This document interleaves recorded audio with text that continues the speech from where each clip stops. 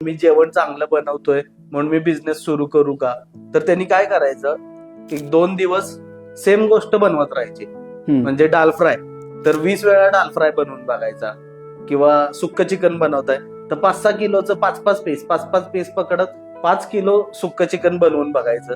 मग ठरवायचं.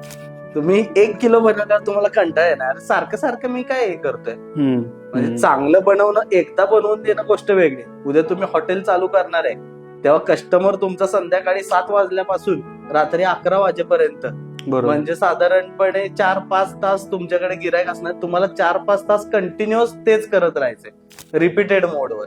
तसं जर तुम्ही करू शकत असाल, तेवढा मेंटल स्ट्रेस हँडल करू शकत असाल. लोकांना काय वाटतं की बाबा शेफ असेल एखादा तर त्यांनी जेवण फक्त चांगलं बनवलं पाहिजे, असं नाही. एक मेंटल स्ट्रेस असतो, परफॉर्मन्स प्रेशर असतं.